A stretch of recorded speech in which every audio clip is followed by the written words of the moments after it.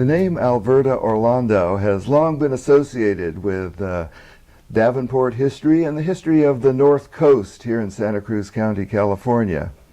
Alverda has done a tremendous amount of historical research and written articles, and also done a lot of oral histories through the years for community television. But today, we're going to turn the tables and do an oral history with Alverda. Thank you so much for being here. Well, I'm really happy to be here. It's going to be wonderful talking about old times. Yes. Well, tell me a little bit about your own family history and your background in the area. Well, I was born in San Jose, and in 1930 at the old San Jose Hospital on 6th Street. I lived on 6th Street, and the hospital was on Santa Clara and 6th. And it didn't take us very long. We moved to Bonnie Doon. My father was a lineman for the PG&E, and so we moved up there. And he would walk the lines on a daily basis and make sure that, there was no dead birds and crossing over into another line or anything of that sort, or something growing up into the electrical lines. And then at the end of World War II, we moved to Davenport, which was about 1945. Mm-hmm. And while I lived in Davenport, I thought it was really interesting at this modern day age. I went to a one-room school. Our classes were all 8 grades, one teacher. I remember my mother, who was the clerk of the board, would hire a teacher every other year or so, and we always made sure the teacher had a lot of kids so that we could keep school open. You had to have 5 children before you could open a school. I see. Yeah, and what was the name of the school? San Vicente. I see. And we lived at a place called, it was up near Lockheed, and Burns Station is what it was called. And I think that must have been the first person who worked there and built the station. So then we moved to Davenport. And I went to Santa Cruz High School. Mm-hmm. And then one day we had a career day, and everybody had to go to the auditorium, and these people from Santa Cruz City came up and told about their careers. And this very well,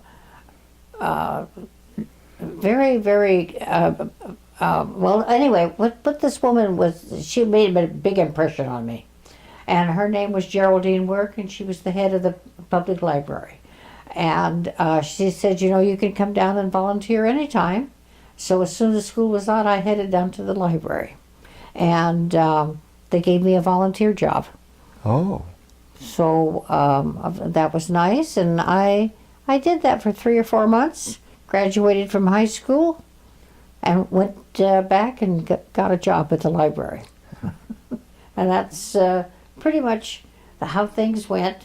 And after about 2 years, it slowly dawned on me that I was going to be a lowly clerk the rest of my life.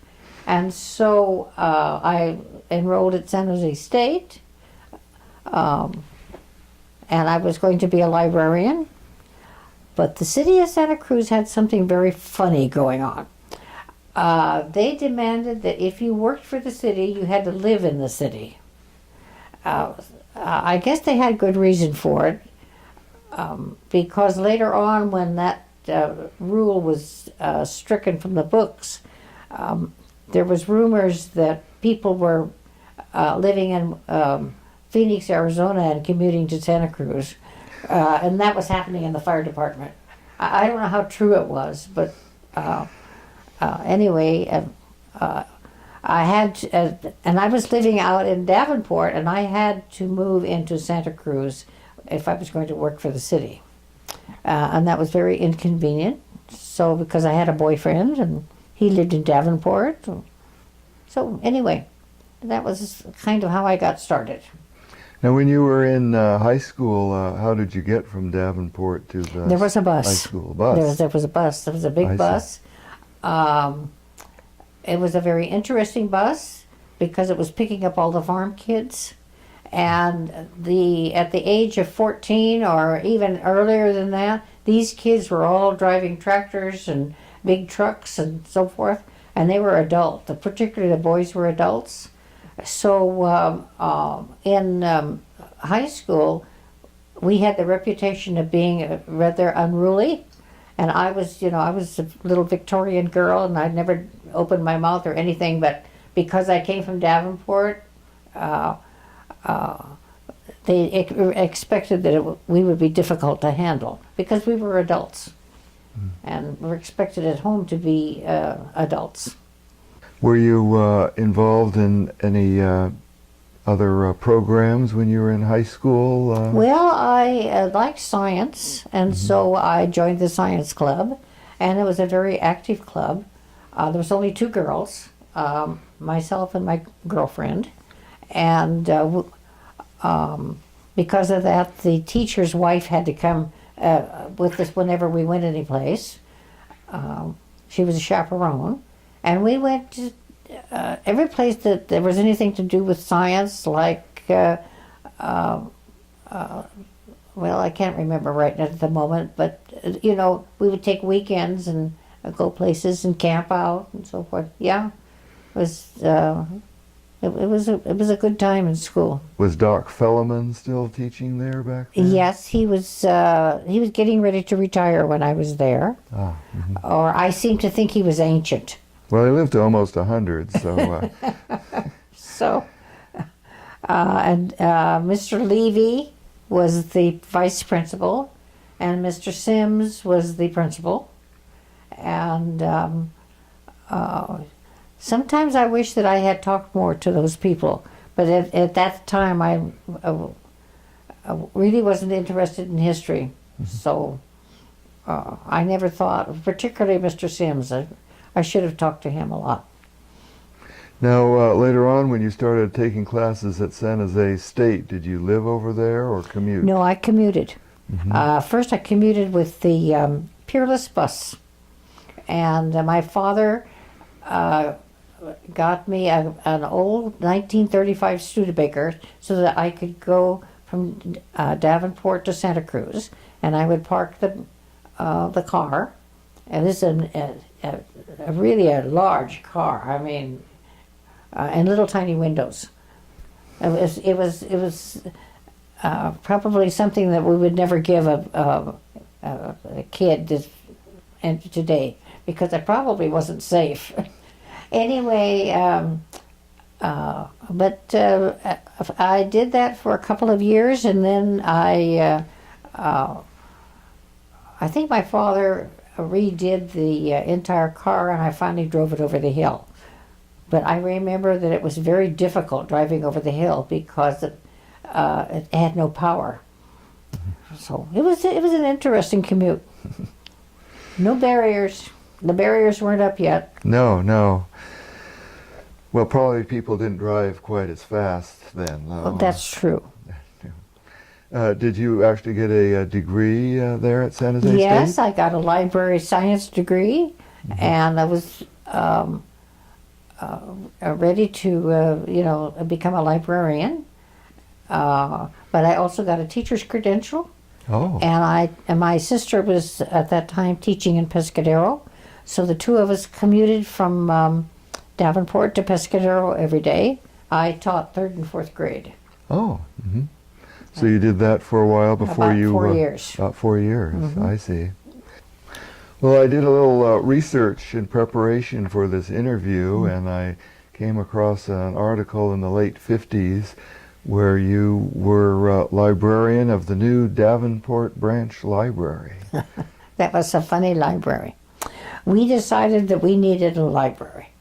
And so the fire department, which was the people who did everything in town, and so they constructed a set of shelves, and it was on hinges. I can't exactly describe it, but it was quite a tall group of shelves in a box. And that meant that when the library wasn't open, we could actually close the box, and then the library was closed. And this was housed in the fire station. And so we had a little corner all to ourselves, and I believe we opened up in the afternoon, and then we would unlock the box, which was quite high and quite wide, and open it up, and people who wanted to read could come down and choose, or if they had something specific, they could make a request, and it would be brought out by the library delivery people. It wasn't very successful because we didn't have enough books. I see. And so I think it lasted a year or two, and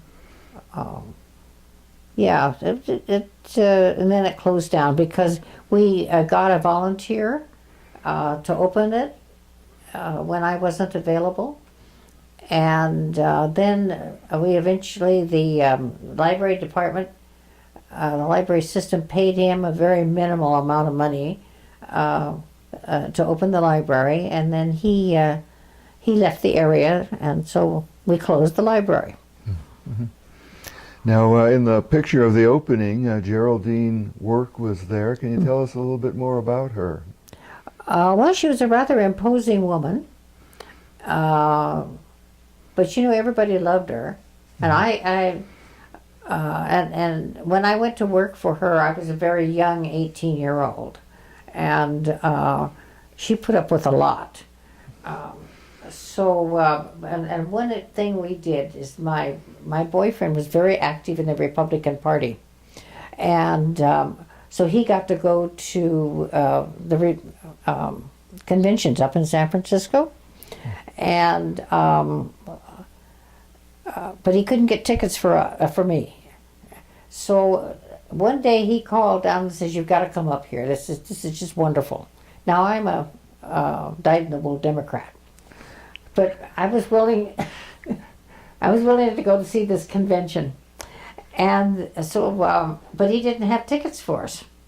So when we got and I prevailed upon the assistant librarian Betty Barnes to go with me, and she was a little apprehensive because Mrs. Work was also a dyed-in-the-wool Democrat, and so we we snuck out of work, and we went up, and my husband to be still did not have tickets, and so we joined a tour group.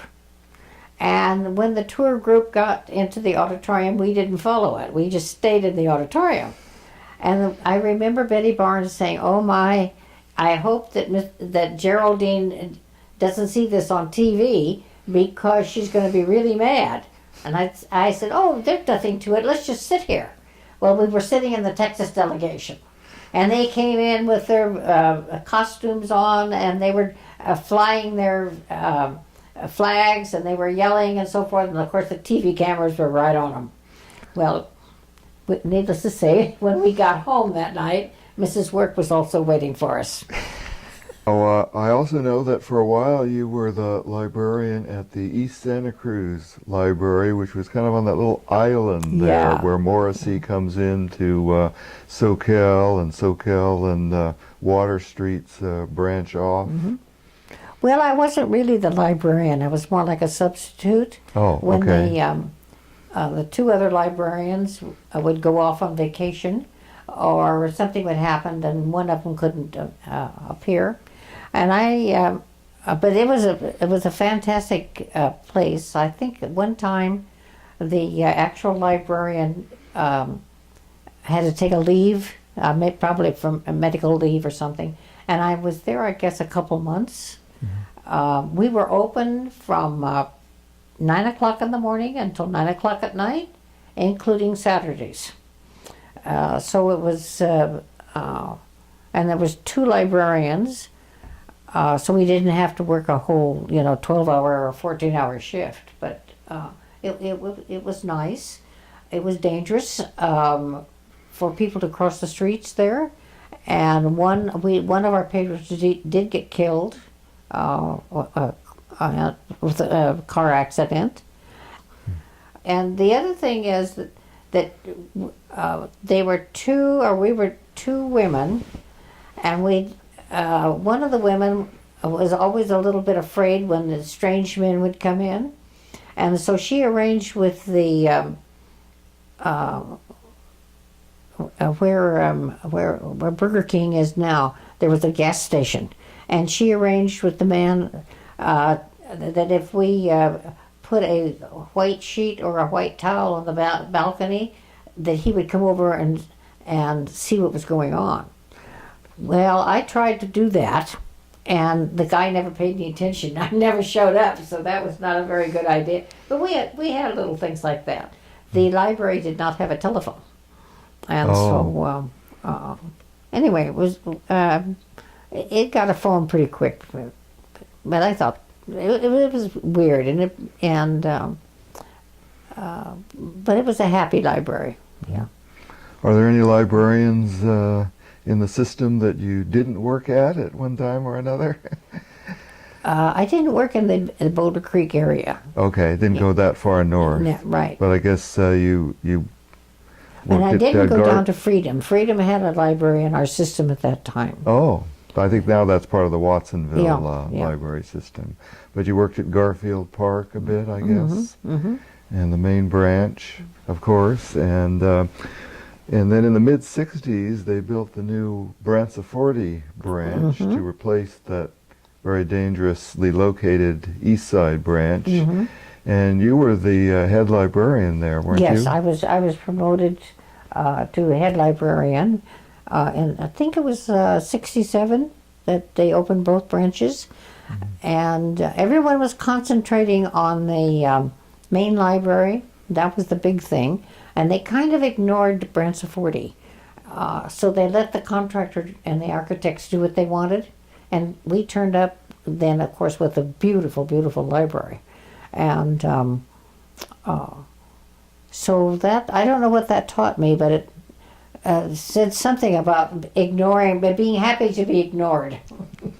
I see. Now that library for a while was home to the Santa Cruz Genealogical Society collection. Were you involved in getting that there? Well, yes.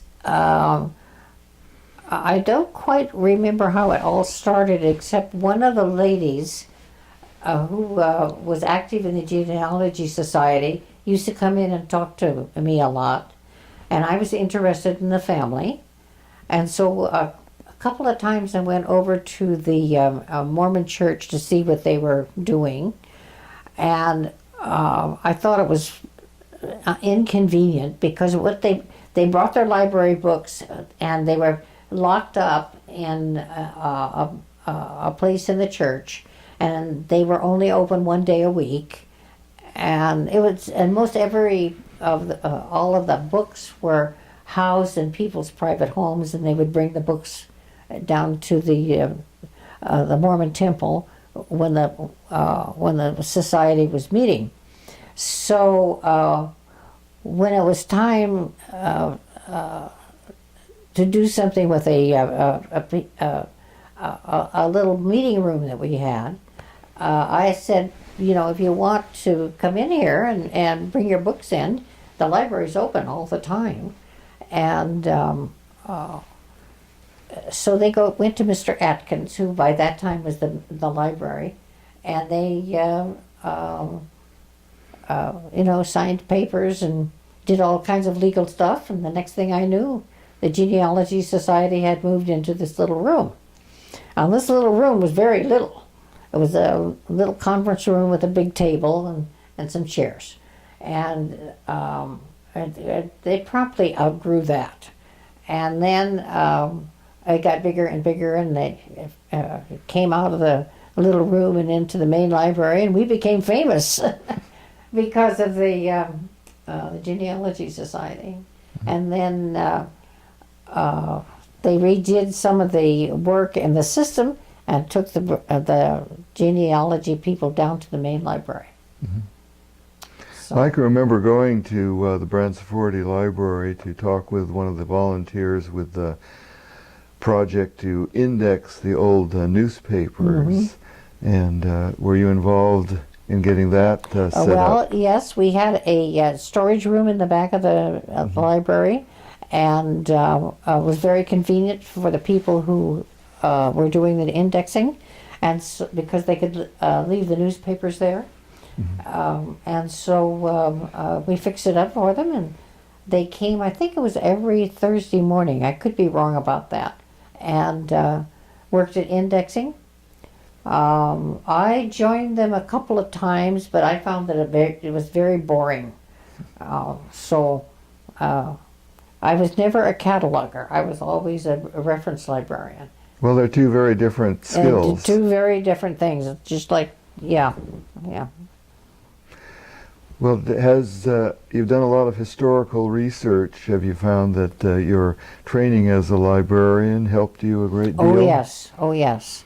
Now, you have to remember that nothing was automated in those days, and everything was done by hand, and usually a pencil behind your ear. And then the first automation came in, which was where you stuck a card into a machine and it went click, click, and did something mysterious, and you had a record of that book going out or coming in. Oh, so this is for checkout. Yeah. I see. And if the patron wanted something unusual, they had to fill out a form, which we would take down to the main library once a week and try to fill it from there. And if we couldn't, why then we'd have to leave a request. Very slow if you want to do any research. Anyway, it was hard if you were a serious researcher. Well, can you tell us a little bit more about the changes in technology? Certainly they've been tremendous with regard to libraries and let's see. availability of information. I'm trying to remember the year the technology came in. Mr. Atkins retired, and the new librarian came in, and she immediately brought in the computers. And we spent a great deal of time putting barcodes on everything. Yes. And we got some volunteers, and I remember they put the wrong barcodes on some of the books, so you thought that maybe a science book was going out and it was a romance instead, and little things like that. And we got that done, and then we just took off with that first way of doing things, but we still checked out books with those library cards. Were you there the day they actually hauled the card catalog away? Well, no, they didn't. Oh, okay. Kept that for a while. They kept that for a long time, and everybody kind of was all upset and tears in their eyes and so forth. But we started having large collections of, what do you call it?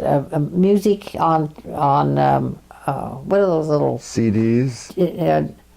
CDs? No, not at that time. It was, anyway. Oh, cassette tapes? Cassette tapes, and they were just right to fit into the drawers, the cataloging Oh, drawers. I remember that, yes. So we put all of our tapes into these drawers, and that lasted for a couple of years. And then finally they took them away, and somebody bought them for... I don't know what they bought them for, but they weren't wasted because it was beautiful furniture. Yes, and very expensive to make with all those little drawers. Yeah. Well, a while back I was at Ben Lomond Library, which is run by volunteers, and they still have a card catalog. So that's a place you can go and still see one. How did you become interested in local history, and especially the North Coast? Well, I was in college, and I was getting ready to graduate. I had all my paperwork in, and somebody called me from the administration and said, "You need to take 2 more units in order to graduate." So my friends and I quickly went through the college catalog to see if we could find something that would be easy. And one of my friends said that this class called Beautiful California was what they called a Mickey Mouse class. So I could take that. Well, it seemed at the time that the professors were very upset about me that they were teaching Mickey Mouse classes.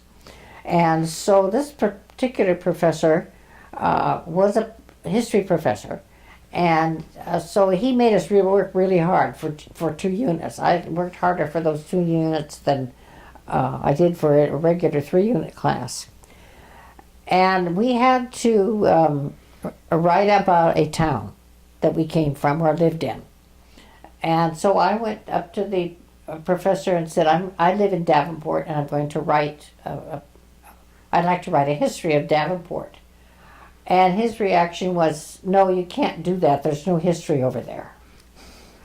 Well, I think he was just being kind of sharp with crazy, stupid questions from various students that day.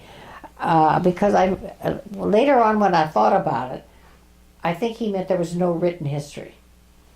So what I did is I went around to various people in town and started asking them questions about the town, where it came from, and so forth. And in the meantime, one of the school teachers had done the same thing. So I went to one of her sources, and he gave me all this interesting history of the town. And I wrote that up and handed it in, got an A, and I was on my way. From then on, so I think the next thing we did is the postmistress, Myrtle Garaventa. She was a Steele, and the Steeles had a big dairy up near Pescadero over the San Mateo line. And I think there was 3 boys, I'm not sure, but they were, there was a story about them early in the in the early 1900s, where they rescued the stagecoach. The driver of the stagecoach had misinterpreted when the tides were coming in, and so he started across the sand at Waddell Creek because he thought he could make it across before. If the tide came in, well, then you had to wait hours before the stagecoach could cross. And so he started to cross, but the tide came in, and the water was up to the bellies of the horses, and they thought they were going to lose the passengers, the horses, the driver, everything. And the Steele boys were working in that area, and they saw what was happening. And they ran down there with their horses and so forth, and they rescued the stagecoach. And the mother then started to brag about one of her boys and how he had, and the story got out that he had by himself rescued the stagecoach. And Myrtle said that she wanted to find out what was really the real truth, because she couldn't get the truth. And so every Thursday night, we went to the University of California. This is like 1967, 1968. And we read Sentinels from 1856 to 1920. We would go to dinner first, and then we'd go up there and stay until 11 o'clock. They were open until 11 midnight. And we would read these newspapers. And we found that story. And so, in the meantime, of course, we were just fascinated with everything that was going on. And then we started collecting pictures, and we started, that kind of stuff. So it just built. It was nothing where we were trying to make a career of it. We were just picking up things along the way, and magical things started happening. People told us their experiences, and it just went on. The Davenport Resource Center had started, and the man who was running it was Mark Winberg, and he was told that they wanted to get seniors involved in the Resource Center. So his thought was that if they did a history, interviewing the older seniors, that would be a nice project. So we started that way, and we got a photographer from the local TV station to come in and photograph everything. And I do not remember his name, but anyway. And then it started to build, and the TV station would put a TV up in their window, and they would run all of these interviews, and people would gather around the window and look at themselves, and yeah, it was fun. Well, tell me, what makes the North Coast so special? Well, we didn't have a very good opinion of ourselves. Davenport was poor. Davenport had lots and lots of dust. The people themselves were rich in experiences and personalities and so forth. But like, for instance, the children going to school in the morning would leave footprints on the sidewalk because the dust coming in from the night would pile up on the sidewalks. Now, this is from the cement plant. This was from the cement operating. plant, yes. Mm-hmm. And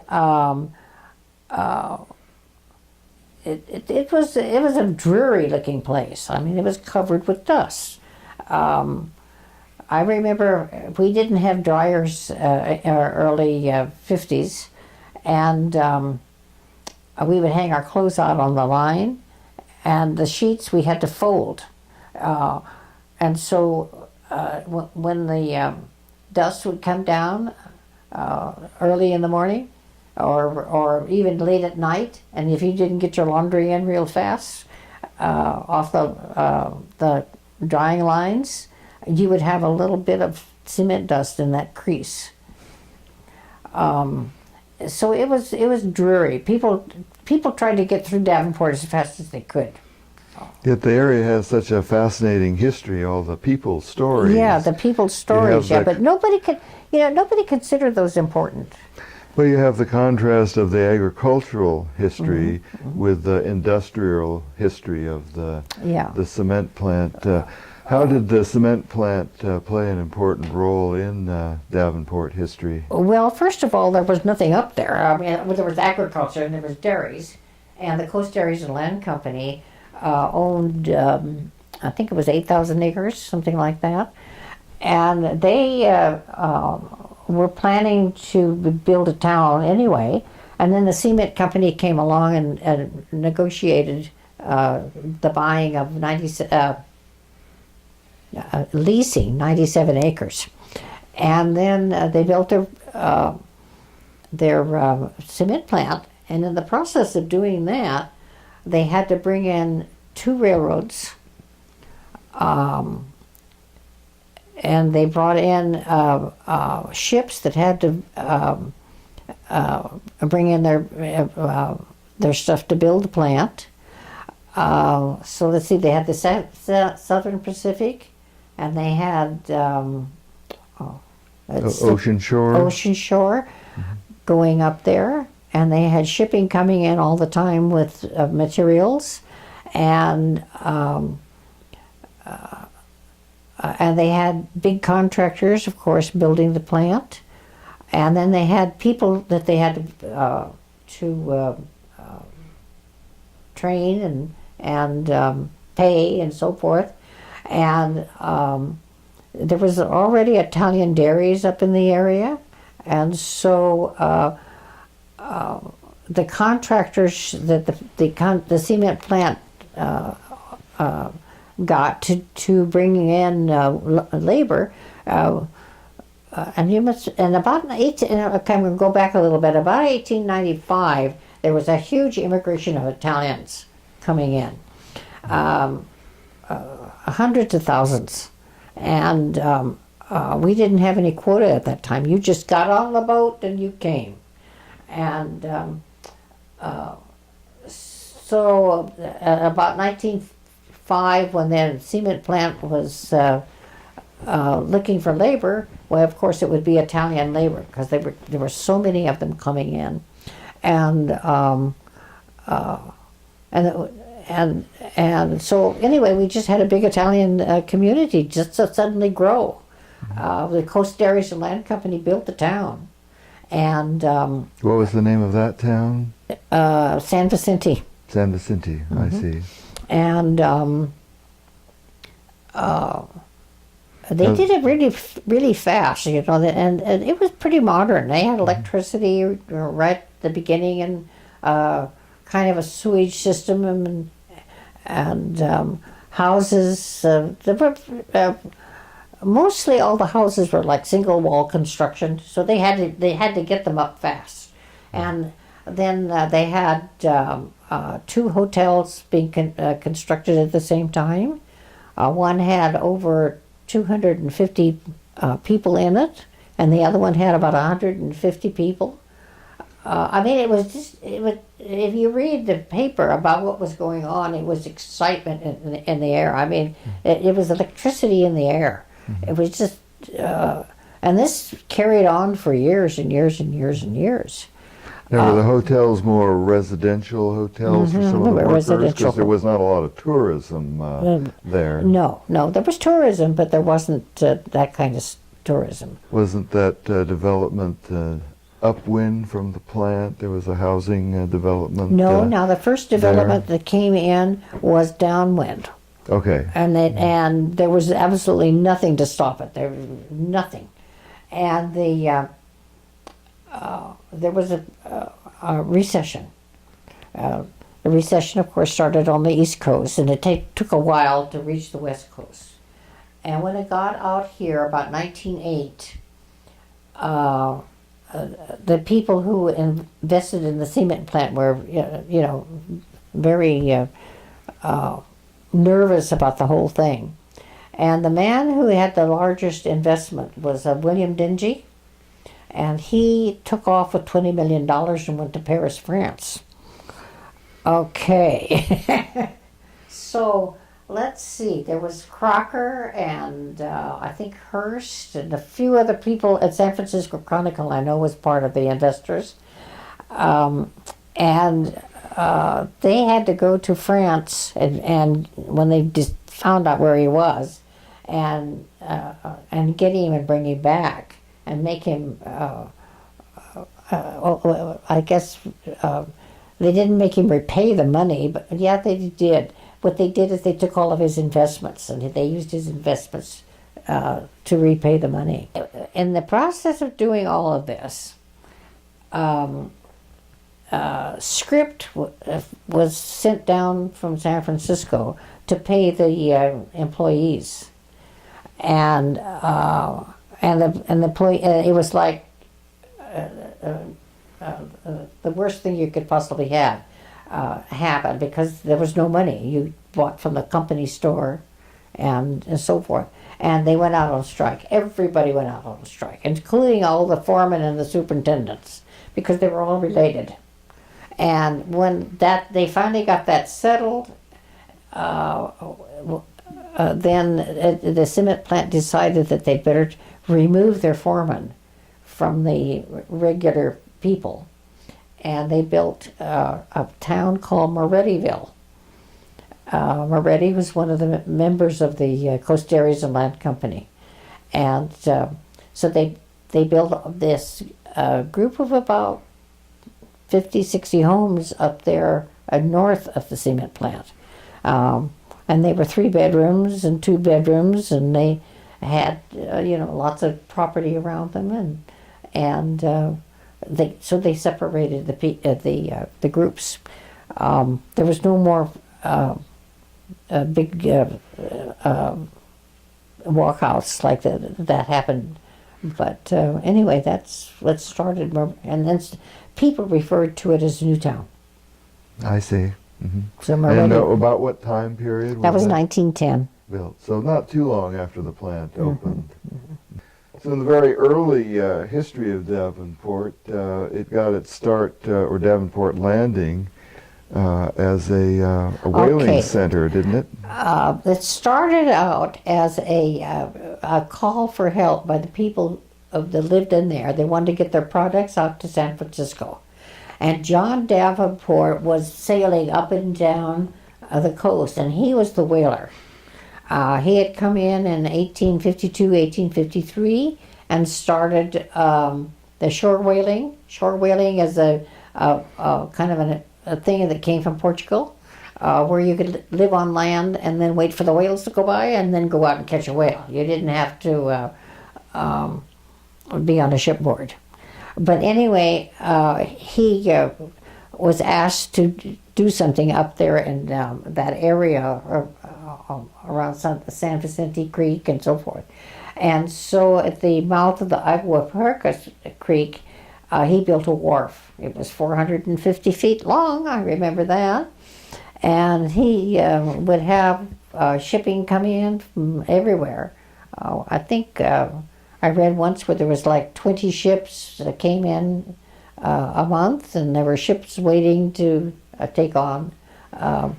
Was this the lumber? It was lumber. There was another thing called tan barking. Tan oak bark. And all that kind of stuff was being shipped out over this wharf. He didn't, I think he lasted about 10 years in that area.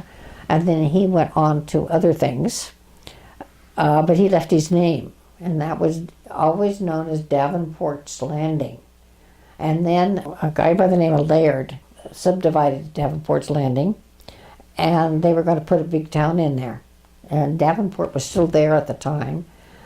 And then anyway, he left. Whaling was down. He did do quite a bit of whaling on the from that wharf. He had all of his tripods and everything there. Some people called it a whaling station, and other people said that it was not. But people did, because a whaling station is a legal designation. And New Year's Island was where the legal whaling station was. But the word was used, the phrase was used loosely. And so it was referred to by a lot of people as a whaling station. So anyway, that's very quickly about whaling in the area. But there was quite a number of whales. And how did the name Davenport get transferred to the town we know today? It was first called San Vicente, and then we needed the town needed a post office, and the post office department says, you've got enough post offices up there, but we've got one that's been closed for a long time, and if you want that, we'll give it to you. And it's Davenport's Landing. And so one day it was San Vicente, and the next day we were Davenport. And the name just stuck because when you mailed a letter, you mailed it to Davenport. Oh, I see. So Davenport Landing still exists, right? Yeah. It's just a little ways to the north where there's a little cove. And of course the wharf is not there. Mm-hmm. Right, the wharf is long gone. Mm-hmm. That Mr. Davenport later sold real estate in Santa Cruz, didn't he? Yes, he was, I don't know how far, a couple of years, yeah. And he was a justice of the peace and so forth. And then he moved to San Francisco, and he died of TB.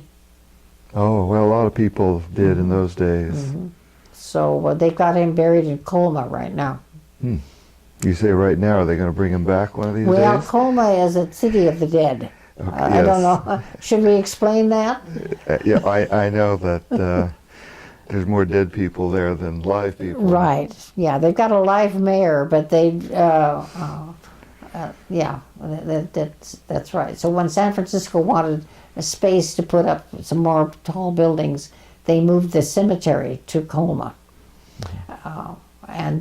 So anyway, that's where he's buried. I see. Now, Mrs. Davenport is buried in the Soquel Cemetery. Oh. She went to live with the family, she lived quite a long time. I think she was into her 90s.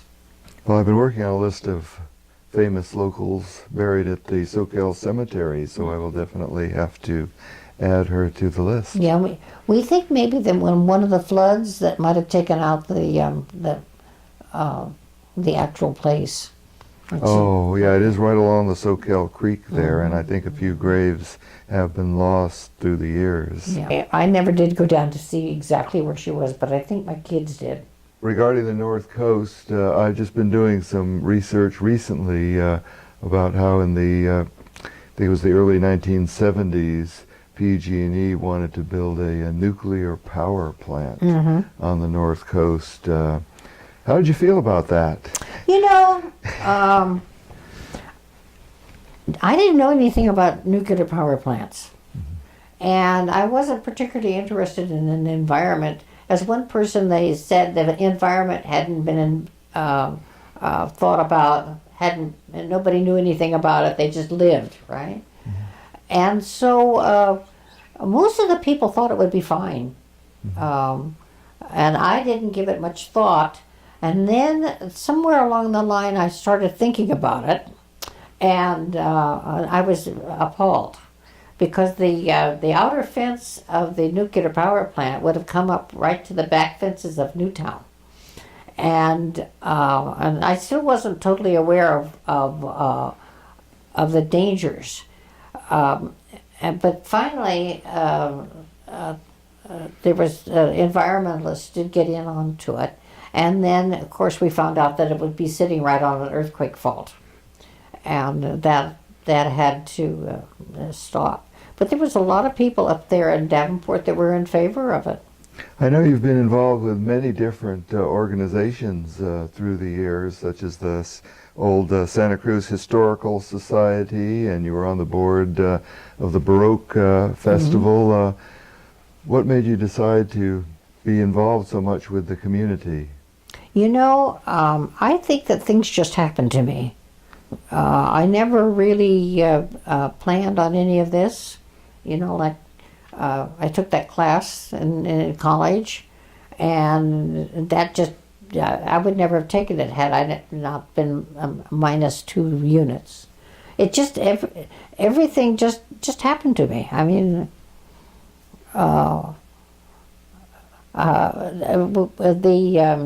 when I was like 18, a new family moved into the neighborhood, and I went to congratulate them. And this man was working on a counter at Gregory's gas station and restaurant, and I noticed that he had big, beautiful brown eyes and sparkling white teeth and curly black hair, and I welcomed him to town and thought, my, that's a handsome creature, and went on my way. And then we had a family orchestra, and we were playing for a dance for the New Year's party, and someone told my father that there was this guy that lived down on the creek who was very artistic, so he could do something for the decorating the stage. So he came up to my house in Newtown, and he and my father worked on a plan to decorate the stage and do all kinds of things. And the next thing I know, he had asked me for a date.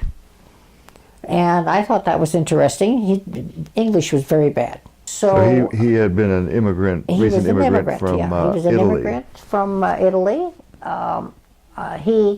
His father had lived in Davenport since the 1920s.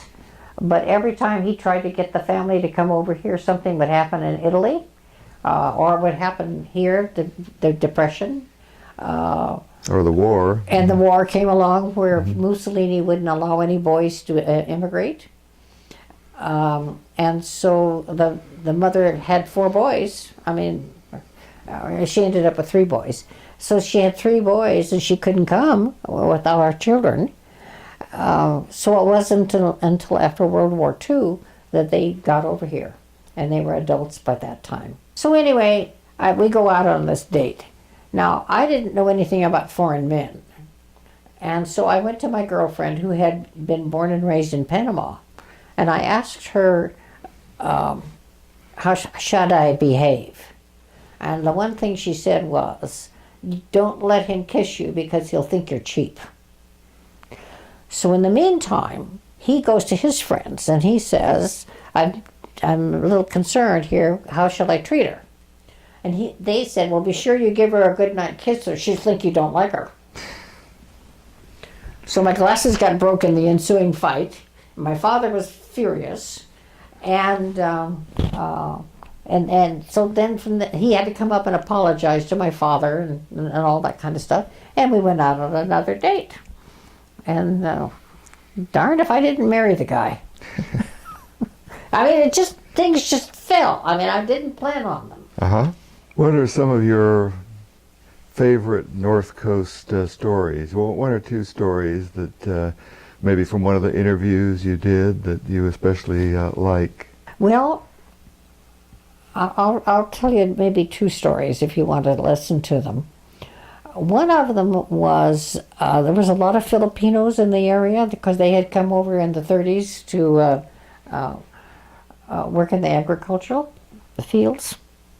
And then, of course, during World War II, we had a lot of Mexicans and so forth coming up to take over where the Japanese were interns. So anyway, there was a great deal of prejudice, and there was a lot of prejudice if there was intermarriage. And so anyway, my mother was on a welcoming committee, and she heard this new family had moved into Davenport's Landing. So she went up there and welcomed the lady. And of course, this woman was white, and she had married this very handsome Filipino. And I remember my mother said that she was quite shocked because the woman barely opened the door and was so afraid that these other women had come to, I guess, ball her out or something of that sort. And then was just ecstatic because she was being welcomed into the community. The prejudice in San Francisco, where this woman was from, was quite bad. So as an example of what she was going through, was that when they went shopping, Mr. Well, I'm not going to use any names. This Filipino man would go into the grocery store, and whatever he wanted, he would pull out from the shelf just a little bit, and then she'd come along behind him, making believe that she was not having anything to do with him, and she would put those things in her basket. And there was a lot of stuff like that sort of thing. That was in San Francisco? That was in San Francisco. But when they got to Davenport, that prejudice was not there. There was a lot of intermarriage. Mm-hmm. And so, well, maybe not a lot, but there was enough so that she was just one of the people. And eventually, one of my nephews married into her family too. So, it was a interesting place. Now, the other story I had was about this woman. I'm not sure when she was born. I can't think of it now. But her father's was Frederick Billing, and he was interested in the lime company.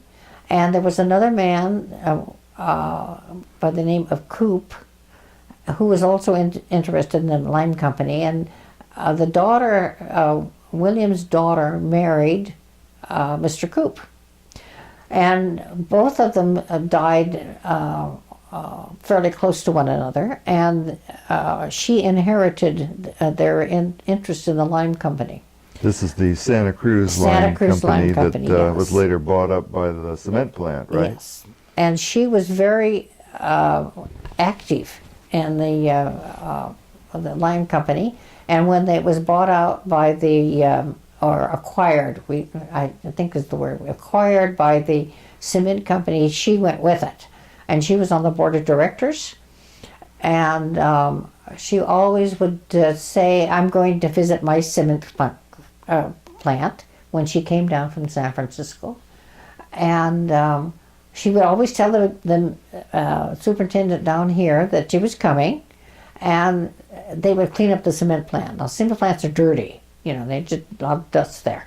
So that place shone. I mean, it would, like a passenger train or something, where everything was just perfect. And they would take, if there was any girly pictures on the wall, those were all taken down. And, I mean, it was really cleaned up. And she would come down to her cement plant, and she would inspect it to be sure that it was running properly. So we think she might have been one of the early feminists, but they didn't make a big deal about it. She held her own on the board, and was quite a lady. And she died at 105. Wow. Yeah. And her name was Bertha Coope. Mm-hmm. Now, there's one other story I remember you sharing a long time ago about the person who was sweeping up dust on the sidewalks. Oh, that was my father. Oh, was it? Yes. Mr. Kinsey was the superintendent of the plant. And he was another one who, his life was the cement plant. And they had I think everybody had an emotional attachment to the cement plant. And he didn't like anybody saying that there was dust coming out of those stacks. And he get really pretty pushed out of shape if people complained about the dust. So one day, my father was working for PG&E, and he was at the PG&E electrical substation. And he was, one of his jobs was to keep it clean outside the door. And he was out there sweeping. And Kinsey came along and he said to my dad, Charlie, what are you doing? And my father said, sweeping up the steam, sweeping up the steam. So anyway, my father and Kinsey were very, and Kinsey owned part of the cement plant at that time too. Have you been involved at all with historic preservation? Yes. My first experience was the jail. There was a lady in town who was also, she was a university professor, and Karen McNally was her name, and she was a person who went around and identified all of the historical buildings that were in the area. So anyway, she came to me because she knew that I knew the history of the town by this time I did. So we started working on restoring the jail. And this is in Davenport? In Davenport, yes. Mm-hmm. And then that, of course, started to involve the whole community.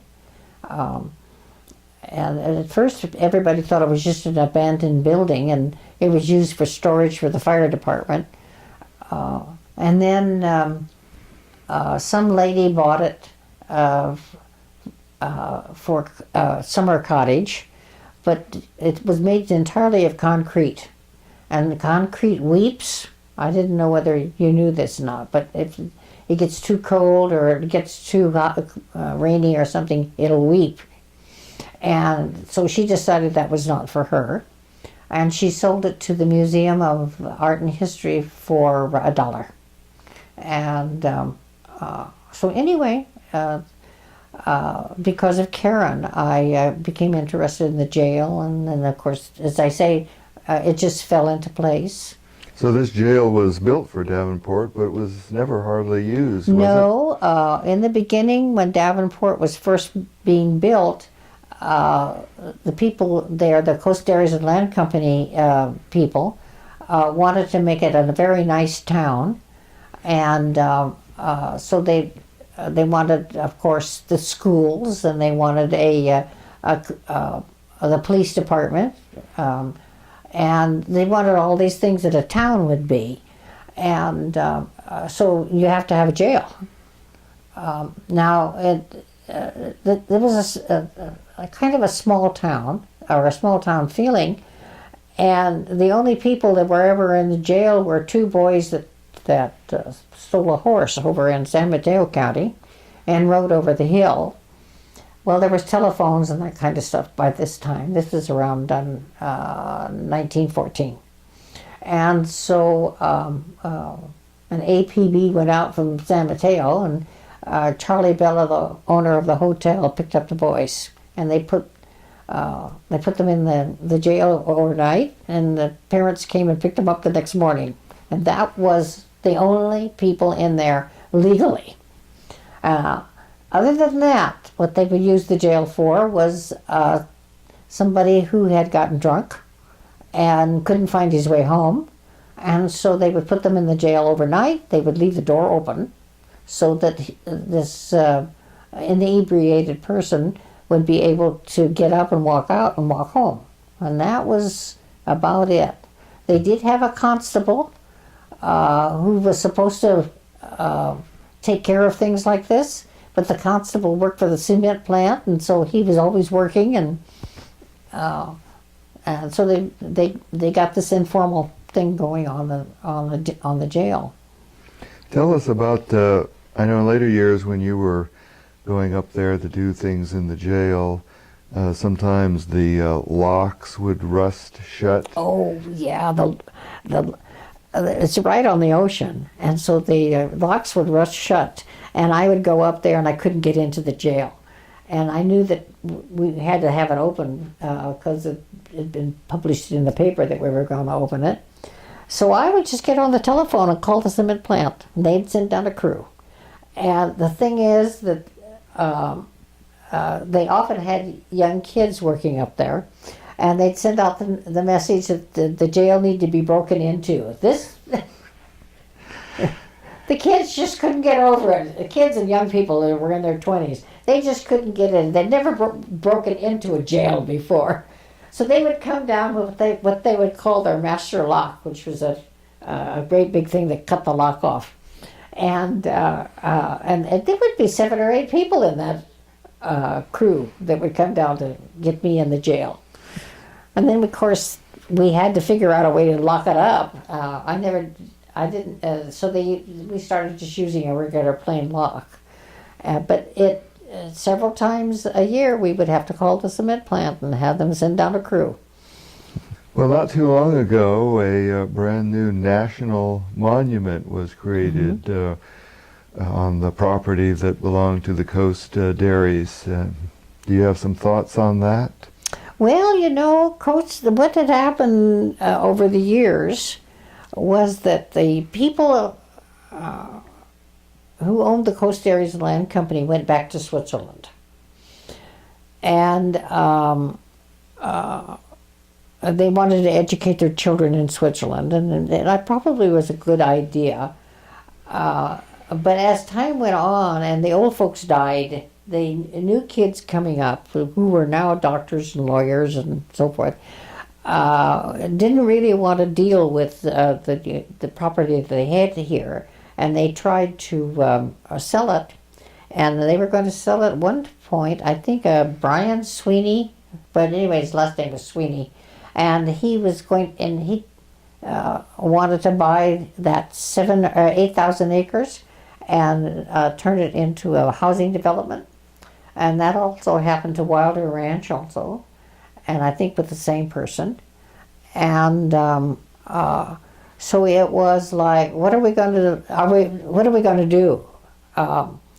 We've got 7,000 acres here, and it's just absolutely gorgeous. Are we going to have, a lot of housing, or are we going to keep it green? And the environmentalists were very active at that point, and so I think it was the Sierra Club and a couple of other groups got together and bought the Coast Dairies Land Company. everything, and this was very complicated. This whole thing. Then at the same time, they were talking about making a park out of it. California didn't want it because they didn't have enough money to take care of it, and then somebody came along with the idea of a national monument, and I thought that was wonderful, but people in Davenport were afraid. It was a huge change. They were used to living a nice, comfortable life with, rolling, what do you call it, waves coming in and keeping them, lullabying them to sleep at night and that kind of stuff. And it was a worrisome thing. What will happen if a monument starts? And so, and the people up there had experience with the government, and they were afraid that it was not going to be good for Davenport. And so there was a lot of controversy over that. A lot more tourists and traffic and that sort of thing, I guess. And the thing is that here's the deal. There's a very small thing. And people said some people said that they didn't care what happened as long as it didn't smell and didn't make a lot of noise and a few things like that. But if you put a rail trail up there running from Santa Cruz and you had a monument, and it seems that there's people who have a list of every new monument that's made, and they make a trip to see that new monument as soon as it's up. And I guess this equals thousands of people. So the first thing people said was, restrooms. What are you going to do about restrooms? And boy, things came to a stop right there. It was like, we want restrooms, we want lots of restrooms, and we want them taken care of on a daily basis. So there was meetings. Well, we'll send in people once a week. No. We'll send in people twice a week. No. We want them every single day, cleaning up those restrooms. I think it's still there. That's still a big problem. So there doesn't seem to be as much now people not wanting the monument, but we want it to come with the proper facilities. And we're not sure that the proper facilities will follow. One of the questions I always like to ask people when I do interviews like this is for their recollections of the flood of 1955. Well, I remember 55. The San Vicente Creek was carrying a lot of water and a lot of debris, and it plugged up the tunnel that was going under the railroad, okay, and the water all backed up, and there was a lot of water, and it flooded maybe a half a mile back into Davenport. Davenport has a little bowl that collects all kinds of stuff from the creek, and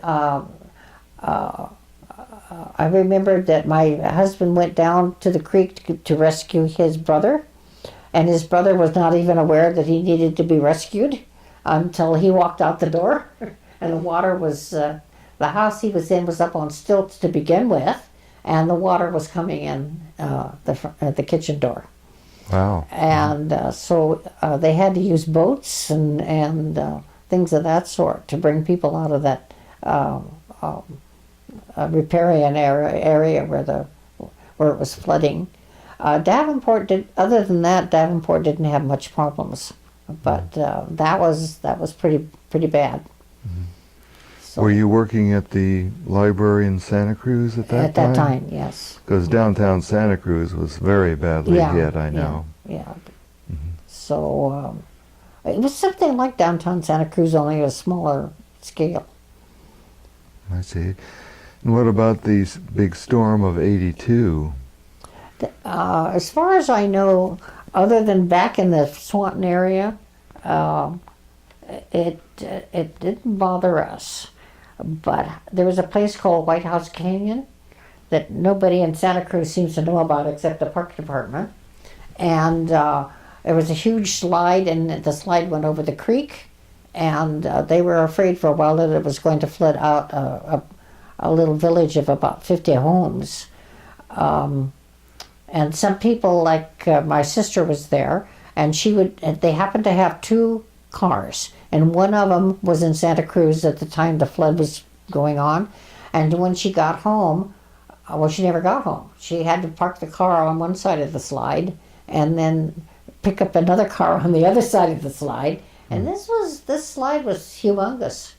And then there was a lot of damage up in that particular area. They had to evacuate a lot of the people there. You have two daughters who are librarians also, don't you? Mm-hmm. Yeah. I started them out working at the Branciforte Library. They used to shelve books. And then they, when they were really little, like in the 4th or 5th grades, they were going to Branciforte Elementary, and they would come over, and for some reason they seemed to think they owned the library, and they would settle in the staff room, and my staff would help them with the homework. And it was kind of interesting because here they had a mother who was a librarian, and these kids couldn't read until they were in the 3rd grade. Oh. But all of a sudden, it clicked, and they were on their way. So I tell people that are worried about their children in the early grades, you just wait, it'll click. I see. And they work at the library at the UCSC, don't they? Yeah. Wonderful. Well, I think that about wraps it up. So thank you so much for doing this interview today. Well, you're very welcome. It was a pleasure. I really enjoyed it. Thanks a lot.